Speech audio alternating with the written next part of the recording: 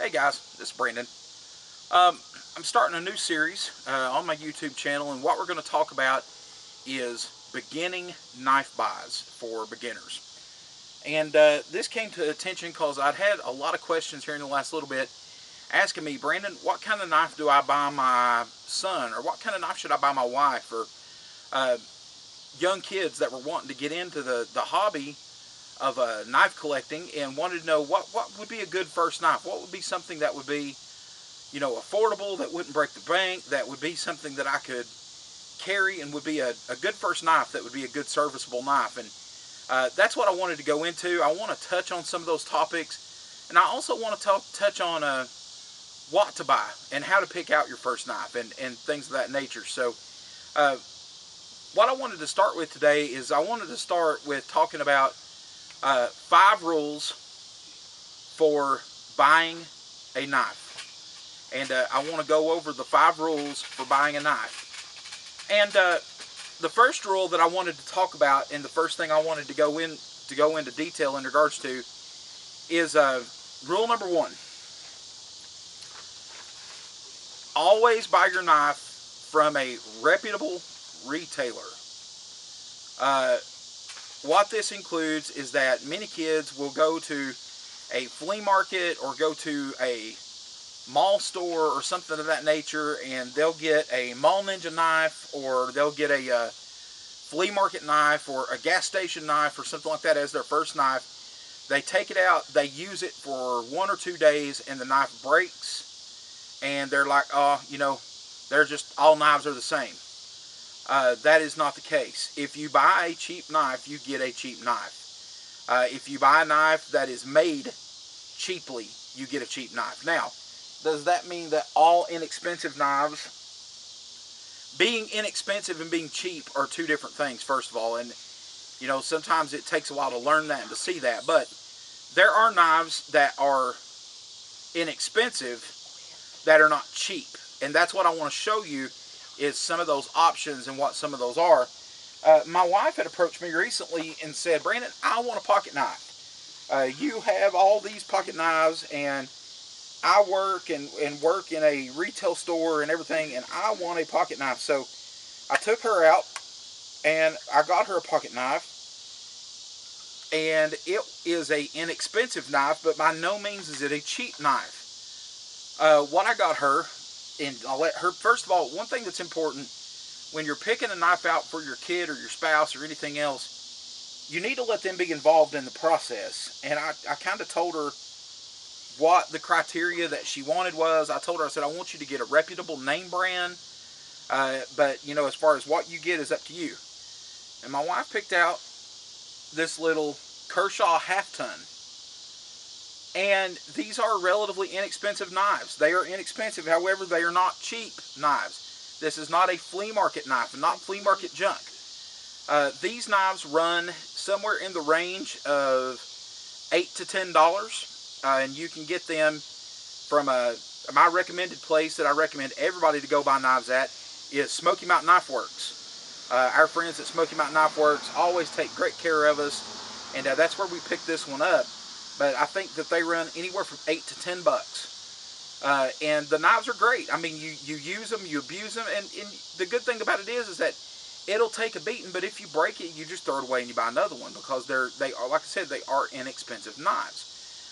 However, I have one right now that I have used and have carried that is probably 9 years old, and it's still a perfectly functioning knife. That there's nothing wrong with it. So yes, it is inexpensive, but it's not cheap. And that's the point I want to get across to you for rule number 1 when you buy a knife. You can buy an inexpensive knife. That is not a cheap knife. The second thing, rule number 2 about knife buying for beginners that I want to go into, is that just because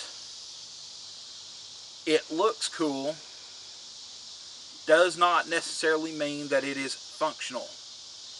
And I wish that I had an example to show you for this, but looks cool knives are the knives that I get into. Now, there's a very famous knife designer that's made knives for hundreds of movies, and has designed all kinds of fantasy pieces. And that's mainly what I'm talking about, is the fantasy junk that's out there. Those knives, yeah, they might look cool. Yeah, they might look neat as far as that goes, but they are not functional blades. They're not functional as a tool to take out and to use and to abuse. The maker I'm specifically referring to is a gentleman now by the name of Gil Hibben. Gil he's very famous in the knife industry, and Gil is a great guy. And the pieces he makes, he is an artist in what he does. But that's simply what you have to understand, is that if you're buying a knife to carry and use, you're not buying something that is art. You are buying a tool. You're not buying a piece of art. So you have to draw that line in what you buy, and buy something that is made to be a tool and not made to be a showpiece or a display piece. Most of the fantasy knives that you come across are exactly that. They are display knives, and they're not made to use. Rule number 3 that I wanted to talk about is, for a first knife, I don't necessarily recommend going out and buying a knife because it is tactical.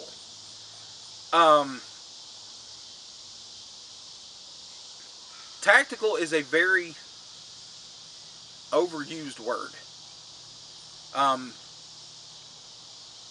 Basically, without going into a big philosophical explanation of the word tactical, I can take a ballpoint pen and I can make it tactical if I need to. Tactical is subjective. So when you see the word tactical written in the title of a knife, that, oh, that's a tactical knife, or it's a tactical knife, or this knife would be described as a tactical. Now, this is a good knife. This too is a knife that is under 20 bucks. It's made by a company called Combat Ready. I want to say the knife sells for about 15 bucks. Once again, at our friends at Smoky Mountain Knife Works, you can get that knife for $15. This knife would be described as a tactical knife. However, it's, like I said, it's subjective. Tactical is all in how you use the knife and all in how you deploy the knife into usage. You know, and there's a long drawn out thing, but don't buy a knife just because it's cool or it's tactical. You want to look for something that is going to be serviceable and that is going to be able to do as many tasks as you can possibly do with it. And this knife definitely fits the bill. This one is called the L1 by Combat Ready. WY6, these knives come with a lifetime warranty from Smoky Mountain Knife Works. They do have an entire line of knives that are in the Combat Ready series. I do highly recommend that you pick one of these up and that you give it a try out. But that knife is a good knife for that. But like I said, at the same time, even though it's advertised as tactical, that doesn't mean that suddenly when you get this, you're going to be an expert in knife fighting, or you're going to be an expert in bladed self-defense, because that's simply not the case. Okay, moving right along. Topic number 4. A lot of guys think that they have to go out and buy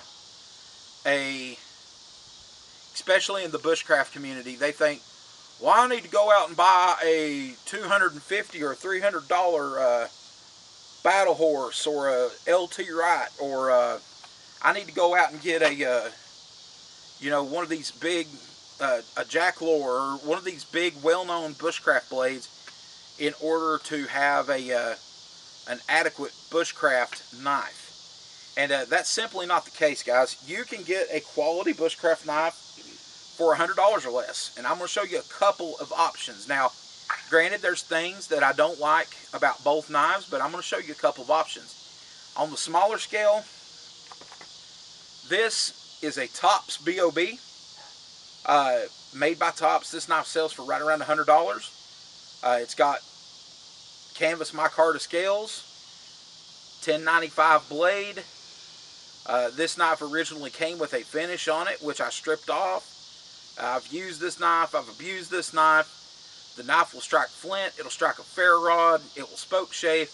It will do everything that I demand a knife to be able to do. It's got a 5-inch blade. Fits well in my hand. It feels good in my hand.